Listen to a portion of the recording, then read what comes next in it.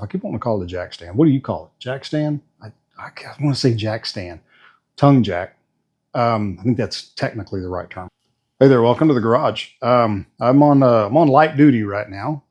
There's been an absence of videos recently. I was in the hospital for a little bit at the hands of a cardiologist taking care of some things. So that's all good. I'm on the mend, but not kind of taking it easy for a minute. But I did want to finish doing a little bit more work on this trailer.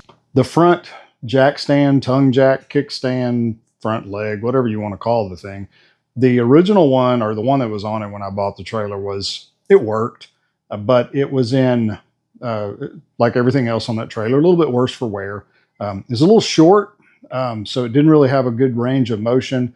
So I had to prop stuff underneath it in order to get it up high enough to get my truck backed up underneath it.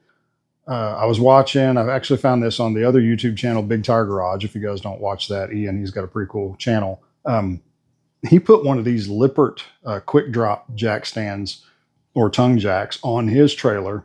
They're inexpensive. It was about 70 bucks off Amazon, and it has a hand crank, and it also allows you to use a drill in order to power it up and down. I don't know how often I'll do that, but it's a nice feature, and it has huge travel. It has like 14 inches of travel.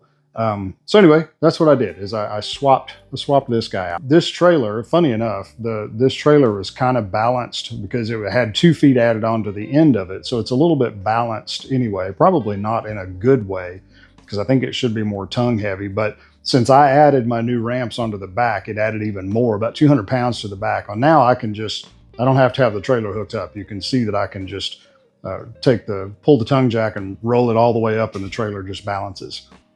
It's easy work, 3 bolts to take the other one out. I probably should have taken the foot pad off first. That would have made it a little easy.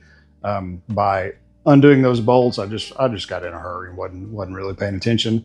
But anyway, ended up getting that off. Once I got the original or the old tongue jack off, you can see that mounting plate, it's really been bent up over the years. And I kind of poked around like I was going to try to flatten that out, but it's really thick steel and it would take a whole lot of work in order to do that. And I just didn't really want to further jeopardize the integrity of that tongue. So I kind of modified.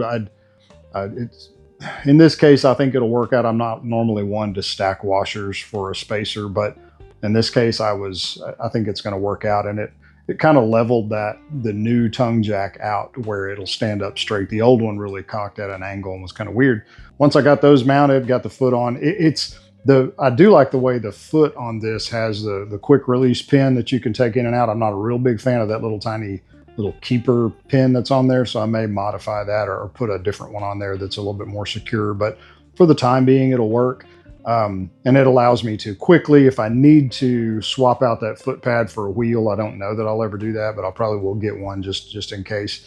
But quick and easy to change. And it has a huge range of travel. Like I said earlier, 14 inches of travel up and down. And that's plenty high to get on and off of anything that I want to hook it up to. So I really like this. You can either flip the handle over and hand crank it, or you can use a drill to raise and lower. I don't know that I'm gonna always carry a cordless drill with me. Hand crank is just fine. But when the trailer is empty and I'm just raising and lowering it to hook it up, then and here at the house, then using a drill will be, I think, why not, right? I don't think, you guys tell me what you think. I don't think you're supposed to use impacts on those. That's what I've heard. A buddy of mine was telling me. And it kind of makes sense that if it's loaded, you're using an impact, you could mess up the gearing in there. So a regular drill would be better. I don't know. I may get an inexpensive, one of those Bowers or Hercules or whatever from Harbor Freight to just kind of chunk in the tongue box to have, so that I'm not carrying around a $300 DeWalt in my tongue box just to raise and lower the trailer. That doesn't make a lot of sense. So if you're interested in this, I'll leave a link in the description. It's the Lippert quick drop tongue jack for trailers. And I think it's supposed to have a 5,000 pound capacity. I don't know that I'll ever have 5,000 pounds on the tongue of that trailer. If you're not a subscriber, subscribe to the channel. See if you like some of the videos that I do. If you don't, let me know. Whatever. Leave me a comment, leave me a thumbs up. That kind of helps the algorithm.